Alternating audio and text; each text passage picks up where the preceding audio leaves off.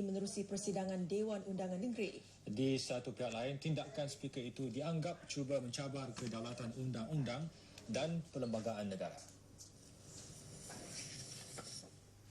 The Assembly is the one which can ultimately decide on whether they stand suspended. The Committee of Privileges can recommend that they should be suspended, but that must be endorsed by the Assembly. Pengerusi DAP itu merujuk komen beliau kepada peruntukan dalam aturan mesyuarat DUN Perak di bawah perintah-perintah tetap. Ada juga yang mencadangkan Menteri Besar dan Exco Perak yang dilapor digantung membuat permohonan pada mahkamah bagi menentukan sama ada arahan itu boleh diguna pakai atau sebaliknya. Perkara yang dianggap sebagai dalam bidang kuasa speaker ialah tindakan-tindakan yang berlaku di dalam Dewan. Kalau sekiranya dia berlaku di luar Dewan, maka semuanya itu tertakluk kepada Undang-Undang Malaysia. Dan SIVA tidak boleh mengambil keputusan tentang tindakan ahli-ahli Dewan di luar Dewan. Hasratnya dan tindakannya itu akan menjejaskan perjalanan kita di negeri Perak. Dan keduanya, bila sesuatu keputusan dibuat sebegitu rupa, ianya akan menyentuh kepada titah Tuanku Sultan Perak sendiri. Dan saya tengok rata-rata tak kira kaum pun melihat institusi raja kita sebagai payung dan penaung kepada rakyat kita yang menjadi tunjang institusi yang perlu dipertahankan oleh semua, tak kira kaum dan agama. Jadi dengan tindakannya itu tidak hanya menjejaskan kedudukan Yang Amat Berhormat Menteri Besar Perak sendiri, tetapi juga akan menyentuh apa yang telah pun dititah oleh Tuanku dan sekaligus menjejaskan kredibiliti maruah kedudukan institusi raja-raja kita. Saya ingin memberikan ingatan kepada rakan-rakan politik saya supaya jangan mengundang permasalahan sekali lagi. Jangan Tuanku, dengan pihak istana. Kerana kami di Perak, terutamanya orang-orang Melayu, merasa cukup tercabar dengan tindakan yang dilakukan oleh mereka yang tidak pernah mahu mengakui hakikat bahawa Tuanku Sultan mempunyai kuasa mutlak sepenuhnya untuk melantik Menteri Besar dan juga Exco Kerajaan Negeri. Bagi Perdana Menteri, apa yang dilakukan di Perak satu cubaan untuk mencabar kedaulatan undang-undang dan perlembagaan negara. Sesuatu yang menyalahi sebagai satu tindakan membantah, menentang, menolak apa yang telah pun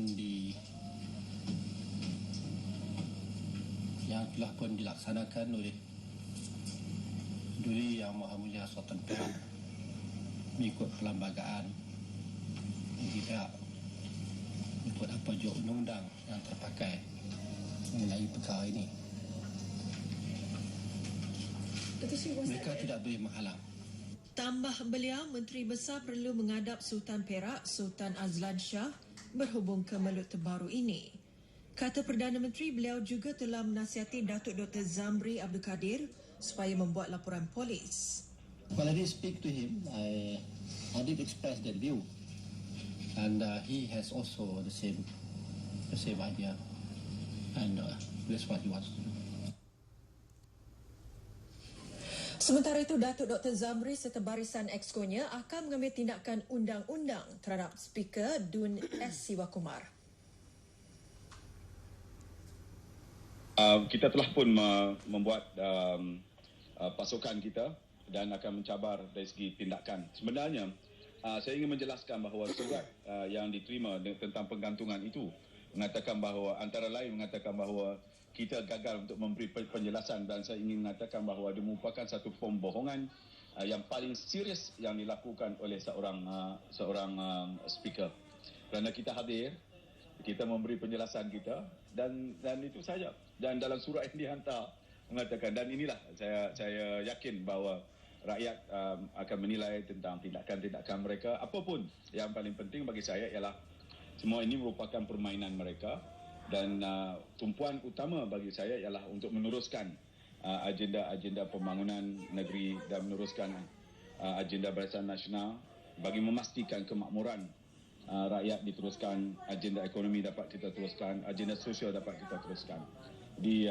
Itu yang menjadi perhatian saya sehingga sekarang ini.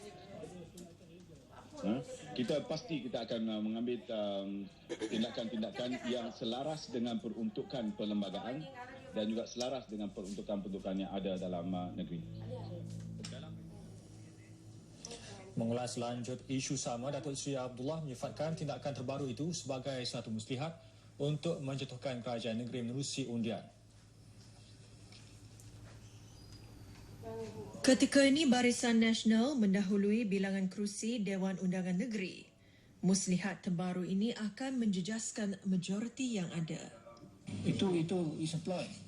Is a ploy, tidak ada niat baik dalam politik. Cuma niatnya ialah untuk nak menggulingkan kerajaan Barisan Nasional yang telah pun diwujudkan. Derhaka dan menghina institusi diraja. Ungkapan itu turut dibahaskan ahli yang berhormat di